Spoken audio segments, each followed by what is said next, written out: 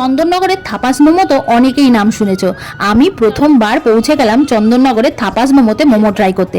শুনেছি এখানকার মোমো নাকি ভীষণ টেস্টি খেতে, তাই আর কি বরমশাইকে হাত ধরে নিয়ে চলে গেলাম চন্দননগরে। এই দেখো, তোমরা কি ভাবছো আমি একা একা যাচ্ছি? আরে না না, পেছনে আমার ক্যামেরাম্যান আটকে পড়েছে, কি করা যাবে বলো।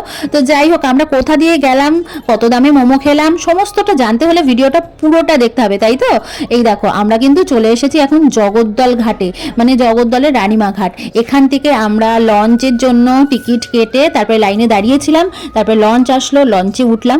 আর এই দোকানটা কিন্তু দুপুরবেলা 3:30 থেকে রাত্রি 10টা অবধি খোলা থাকে, তাই সন্ধ্যাবেলাটা একদম আইডিয়াল টাইম যে এই ধরনের খাবার খাওয়ার জন্য।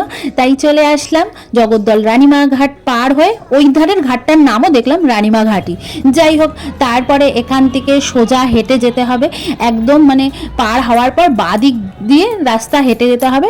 ঠিক চন্দননগর যে কলেজের সামনেই কিন্তু এই দোকানটা, তার আগে একটা চার্চ আছে, ঠিক চার্চের কাছাকাছি এই দোকানগুলো। আর ওখানে প্রচুর খাবারের দোকান, আমি তো গিয়ে রীতিমতো অবাক হয়ে গেছি যে এত খাবারের দোকান দুধারে রাস্তায়, এটা আমি কোথায় চলে আসলাম।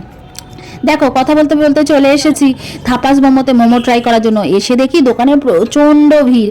যাই হোক, টিকিট কেটে কুপন নিয়ে রাজা অপেক্ষা করছিল আর আমি গিয়ে এক জায়গায় বসেছিলাম। আর চলো, এই দেখো কি কি পাওয়া যায় এখানে, তোমাদের হালকা ফুলকা একটুখানি দেখিয়ে দিলাম।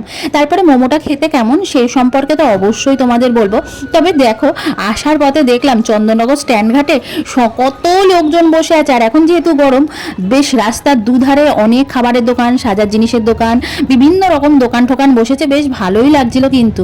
তো আমি এখানে অপেক্ষা করছি রাজা কতক্ষণে মোমো নিয়ে আসবে। তো আমরা দেখো প্রথমেই অর্ডার করেছিলাম চিকেন স্টিম মোমো, যেটার দাম ছিল 60 টাকা। বেশ ভালো ছিল খেতে, তবে স্যুপটা আমার অত ভালো লাগেনি, কিন্তু চিকেনের পুরটা কিন্তু খুব ভালো ছিল।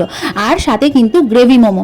এবার হচ্ছে তোমাদের রিভিউ দেওয়ার পালা, কোন মোমোটা আমার বেশি ভালো লেগেছে আর কোন মোমোটা খারাপ লেগেছে। দেখো, এখানে স্টিম মোমো খাচ্ছিলাম, স্টিম মোমোর মধ্যে স্যুপটা আর চাটনিটা আমার অত ভালো লাগেনি।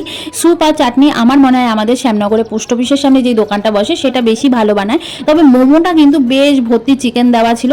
অন্যান্য জায়গায় মোমো খেলে বেশিরভাগ ক্ষেত্রেই পেঁয়াজ পাওয়া যায়, সেটা কিন্তু এই মোমোর মধ্যে ছিল না। বেশ ভালোই ছিল মোমোগুলো খেতে। তারপরে চলে এসেছে কিন্তু গ্রেভি মোমো, যেটা কিন্তু আমার খুবই ভালো লেগেছে।